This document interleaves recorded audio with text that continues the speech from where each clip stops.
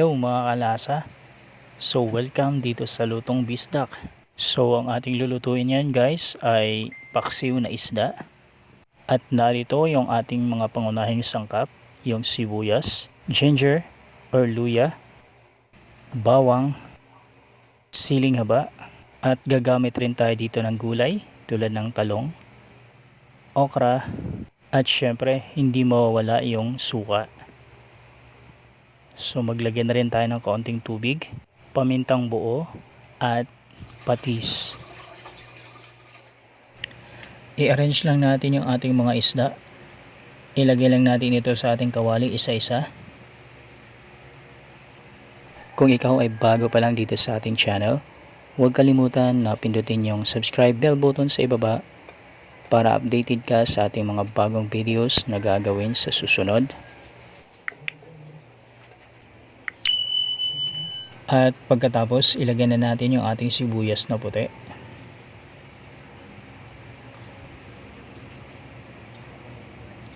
So, it's either pulang sibuyas, pwede nyo gamitin dito guys. So, ilagay na rin natin yung ating bawang at yung ginger or yung luya.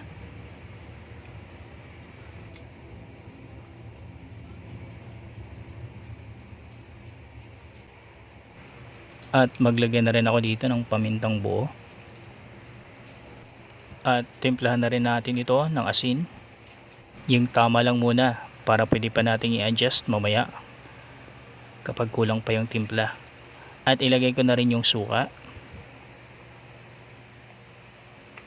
Tsaka yung siling haba.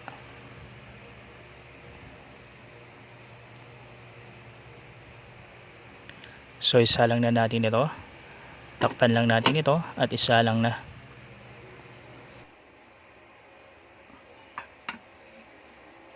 At buksan lang natin yung ating kalan sa katamtamang apoy lang para hindi naman malasog-lasog agad yung ating isda.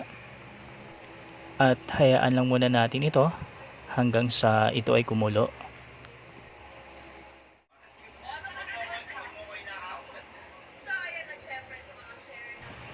So kapag nakita natin kumulo na, subuksan lang natin yung ating kawali at magdagdag tayo ng kaunting tubig kasi nag-evaporate na yung ating nilagay na suka.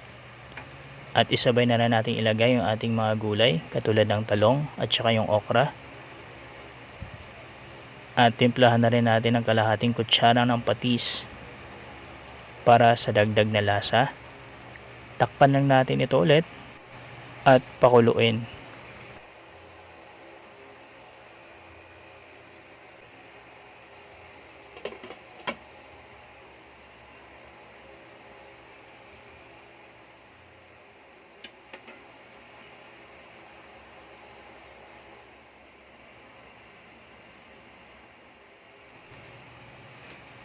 Okay, kumulo na ulit siya. So, ready na ito.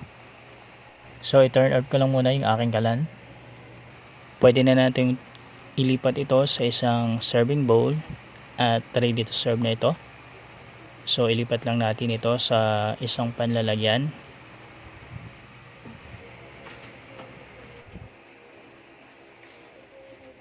So, dahan-dahan ko lang itong ilipat sa isang serving plate at ready na kaming kumain. So natatakam na ako naamoy ko na yung amoy paksiw sa loob ng aming bahay. So nakapakabango naamoy ko yung suka at saka yung amoy paksiw sa loob ng bahay. So sa amoy pa lang alam na ng kapitbahay kung ano yung ulam ninyo kasi amoy na amoy yung paksiw eh.